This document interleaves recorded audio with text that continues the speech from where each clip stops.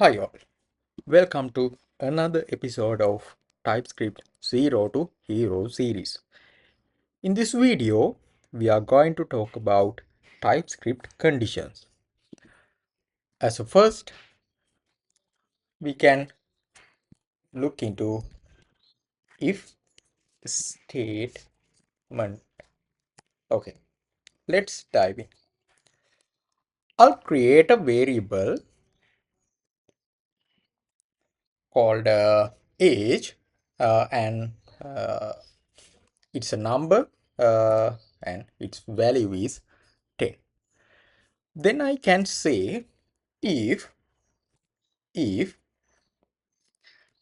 uh, the value of age is greater than or equal to 80, it means uh, the value of that age variable is greater than or equal to 80. This is a conditional check. So in if statement we are normally doing to check, we are normally using it to check conditions. Okay, then uh, I will execute this.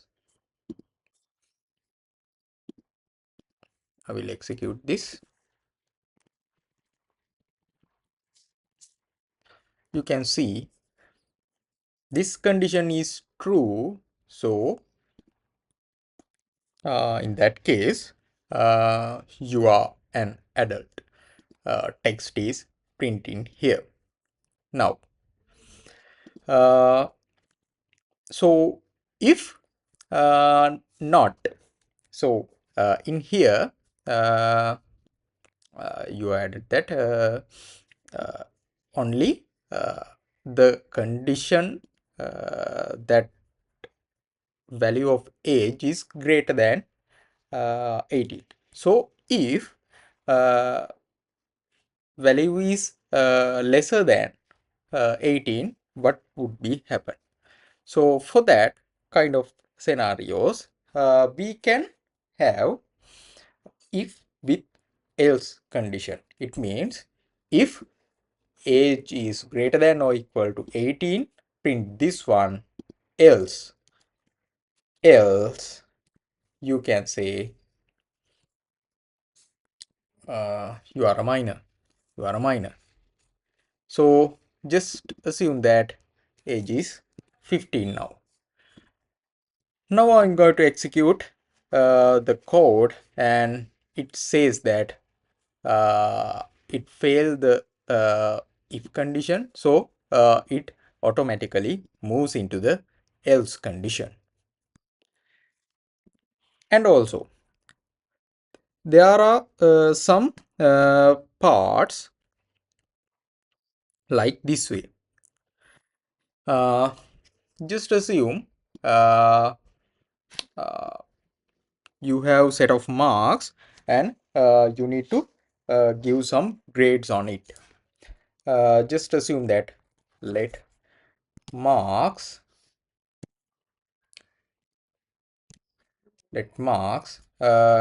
equal 85. If mark is greater than or equal 90, I can say print your grade is 80. If mark is greater than 80, uh, I can say your grade is B, and if your mark is greater than or equal to 70, your grade is C, else your grade is fail.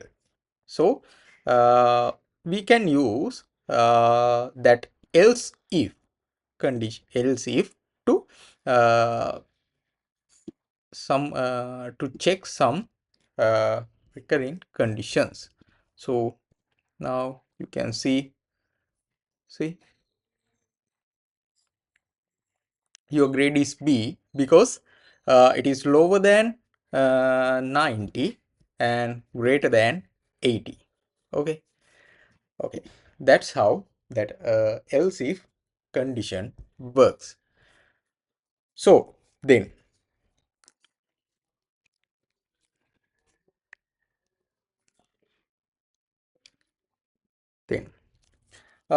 there are some nested if conditions as well.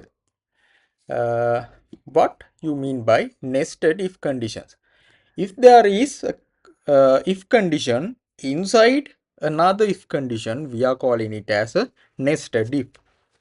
Let me show you some example of it. I'm creating a variable called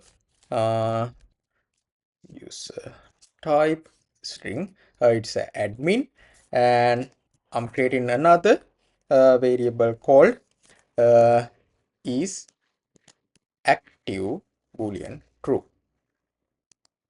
So I can say if user type is equals, we are using that three equal marks to denote that the compare the values, uh, mean uh, then I can say inside of uh, that if block, I can say if uh, the admin is active, welcome admin, or else I can say admin user is not active. So let's execute this one. You can see the value of user type is admin and his is active. So it prints welcome active admin user. Okay, that's it for now. In the next video, we are going to talk about switch cases. So see you in there.